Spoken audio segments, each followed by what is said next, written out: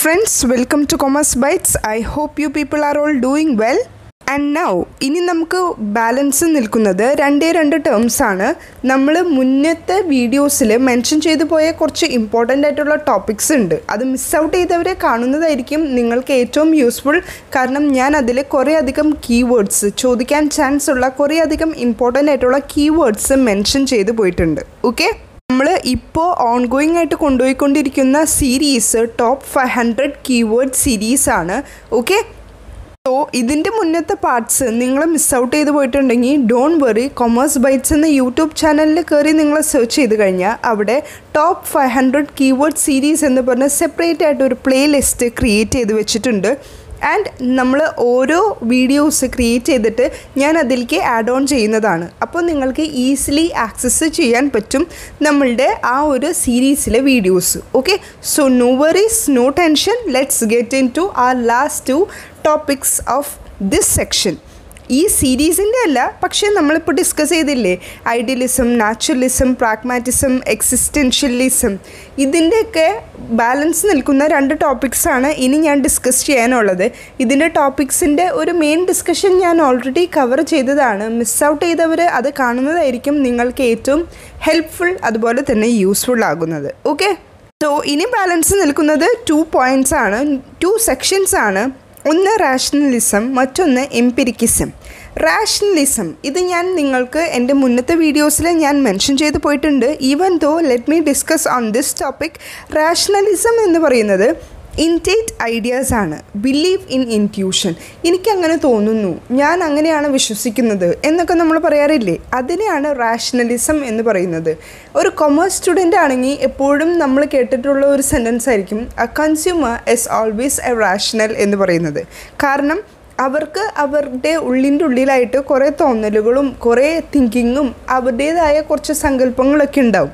അതിനെയാണ് ഈ റാഷണലിസം എന്ന് പറയുന്നത്. ഓക്കെ, സോ റാഷണലിസം എന്ന് ഒരു കീവേഡ് നിങ്ങൾ കണ്ടു കഴിഞ്ഞാൽ അപ്പോൾ നിങ്ങൾ സെർച്ച് ചെയ്യേണ്ട കീ പോയിൻറ്റ്സ് ഏതൊക്കെയാണെന്ന് ഞാൻ പറഞ്ഞുതരും. ഇൻറ്റേറ്റ് ഐഡിയാസ്, നമ്മളുടെ ഉള്ളിലുള്ള ഐഡിയാസ്. പിന്നെ ബിലീവ് ഇൻ ഇൻറ്റ്യൂഷൻസിന് ബിലീഫ് ചെയ്യും. പിന്നെ ഇത് ഡിഡക്റ്റീവ് ആണ്, ഡിഡക്ഷനിസം എന്ന് നമുക്ക് പറയാം. അപ്പോൾ എംപിരിക്കിസം ഇൻഡക്റ്റിവിസം ആണ്. ഡിഡക്റ്റിവിസം എന്നുള്ളത് എന്താണെന്ന് നിങ്ങൾക്കറിയാം, ജനറൽ ടു പെർട്ടിക്കുലർ, DGP എന്ന് ഓർക്കാൻ ഞാൻ പറഞ്ഞിട്ടുണ്ട്. സോ റാഷണലിസം ഡിഡക്റ്റീവ് ആണെങ്കിൽ ഇംപിരിക്കിസം ഞാൻ നിങ്ങൾക്ക് എക്സ്പ്ലെയിൻ ചെയ്തു തരുന്നതാണ്. ഈ ഒരു ടോപ്പിക്ക് കവർ ചെയ്തതിന് ശേഷം എംപിരിക്കിസം ഇൻഡക്റ്റീവ് ആണ്. അത് നിങ്ങൾക്കൊന്ന് മനസ്സിലായിക്കോട്ടെ എന്ന് വിചാരിച്ചാണ് ഞാൻ ഇപ്പോൾ ഒന്ന് കമ്പയർ ചെയ്ത് പറയുന്നത്. ഐ ഹോപ്പ് നിങ്ങളെ ഞാൻ കൺഫ്യൂസ്ഡ് ആക്കുന്നില്ല എന്നാണ് ഞാൻ വിശ്വസിക്കുന്നത്. Moving to the next point. ഇനി ഈ ഒരു റാഷണലിസ്റ്റ് ആയിട്ടുള്ള തിങ്കേഴ്സിൻ്റെ കുറച്ച് എക്സാമ്പിൾസ് പറയുകയാണെങ്കിൽ പ്ലേറ്റോ, ഡെസ്ക്രീറ്റ്സ്, ഇവർ 2 പേരാണ് റാഷണലിസ്റ്റ് എന്ന് നമുക്ക് പറയാൻ പറ്റുന്നത്. The next point is inborn ആയിട്ടുള്ള നോളജ്. ഞാൻ പറഞ്ഞല്ലോ, നമ്മൾക്ക് ജനിക്കുമ്പോൾ തന്നെ നമുക്ക് കിട്ടുന്ന കുറച്ചധികം നോളജ്. ഇതെല്ലാം റാഷണലിസത്തിൻ്റെ ഉള്ളിൽ പെടുന്ന കുറച്ച് ഇമ്പോർട്ടൻ്റ് ആയിട്ടുള്ള പോയിൻറ്റ്സ് ആണ്. പിന്നെ ഈ റാഷണലിസം ആണ് എന്ന് പറയുന്നതിൻ്റെ മെയിൻ പോയിന്റ് റീസൺ ആണ്. Reason is the main source of knowledge. ഒരു നോളജിൻ്റെ മെയിൻ സോഴ്സ് എന്ന് പറയുന്നത് റീസൺ ആണ്. പിന്നെ ഈ ഒരു റാഷണലിസം എക്സ്പ്ലെയിൻ ചെയ്യാനായിട്ട് എനിക്ക് യൂസ് ചെയ്യാവുന്നത് ബെസ്റ്റ് എക്സാമ്പിൾ പൈതഗോറസ് തിയറമാണ്. പൈതഗോറസ് തിയറത്തിന് ഒരു തിയറം ഉണ്ട് അല്ലേ. പൈതഗോറസ് തിയറം ഒറിജിനേറ്റ് ചെയ്യുന്നതിന് കുറേ അധികം റീസൺസ് അതിനെ സപ്പോർട്ട് ചെയ്യുന്നുണ്ട്. സോ ഇതെല്ലാമാണ് റാഷണലിസം എന്ന് പറയുന്നത്. ഇനി നെക്സ്റ്റ് നമ്മൾ ഡിസ്കസ് ചെയ്യാൻ പോകുന്നത് എംപിരിക്കിസം ആണ്. എംപിരിക്കിസത്തിൻ്റെ മീനിങ് എന്താണെന്ന് വെച്ച് കഴിഞ്ഞാൽ എക്സ്പീരിയൻസ് എന്നുള്ളതാണ്. പിന്നെ ഞാൻ പറഞ്ഞല്ലോ, ഇപ്പോൾ റാഷണലിസത്തിൽ ഡിഡക്റ്റീവിസം ആണെങ്കിൽ നമ്മളുടെ എംപിരിക്കിസം ഇല്ലേ ഇപ്പോൾ നമ്മൾ ഡിസ്കസ് ചെയ്യുന്നത്, അതിൽ ഡിഡക്റ്റീവിസം ആണ്. ഓക്കെ, ഈ ഒരു എംപിരിക്കിസം നമ്മൾ പറഞ്ഞു എക്സ്പീരിയൻസ് ആണെന്ന്. അതുകൊണ്ട് തന്നെ സിമ്പിൾ ലെവലായിരിക്കും. പെർസെപ്ഷൻ, എൻ്റെ ഓരോ ഫീലിങ്സ്, എനിക്ക് അപ്പോൾ കിട്ടുന്ന ഓരോ കാര്യത്തിൽ നിന്ന് എനിക്ക് കിട്ടുന്ന എക്സ്പീരിയൻസ്. ഇപ്പോൾ ഒരു സിറ്റുവേഷൻ വന്നു, അതിപ്പോൾ ബാഡ് ആയിക്കോട്ടെ ഗുഡ് ആയിക്കോട്ടെ, അതിൽ നിന്ന് എനിക്ക് കിട്ടുന്ന എക്സ്പീരിയൻസിനെയാണ് എംപിരിക്കിസം എന്ന് പറയുന്നത്. അണ്ടർസ്റ്റുഡ്? പിന്നെ നമ്മൾ പറഞ്ഞു റാഷണലിസത്തിൽ ഇൻറ്റേറ്റ് ഐഡിയാസ് ഉണ്ട്. അപ്പോൾ എംപിരിക്കിസം ഇതിൻ്റെ ജസ്റ്റ് ഓപ്പോസിറ്റ് എന്ന് പറയുമ്പോൾ എംപിരിക്കിസത്തിൽ നോ ഇൻറ്റേറ്റ് നോളജ്, അതായത് നമുക്ക് ഉള്ളിലുണ്ടാവുന്ന കുറച്ച് നോളജ് ഉണ്ടെന്ന് പറഞ്ഞില്ലേ, അത് ഉണ്ടാവില്ല. നമുക്ക് എന്താണോ എക്സ്പീരിയൻസ് ചെയ്യുന്നത് അതാണ് എംപിരിക്കിസം. അണ്ടർസ്റ്റുഡ്? That's it. ഇനി ഈ ഒരു എംപിരിക്കിസം സപ്പോർട്ട് ചെയ്യുന്ന കുറച്ച് തിങ്കേഴ്സിനെ പറയാം. ലോക്ക്, ബെർക്ക്ലി, ഹ്യൂം, ഇവർ 3 പേരാണ് എംപിരിക്കിസത്തിനെ സപ്പോർട്ട് ചെയ്യുന്ന കുറച്ച് തിങ്കേഴ്സ്. അണ്ടർസ്റ്റുഡ്? ഐ ഹോപ്പ് നിങ്ങൾക്കിത് മനസ്സിലായിട്ടുണ്ടാവുമെന്ന് ഞാൻ വിശ്വസിക്കുന്നു.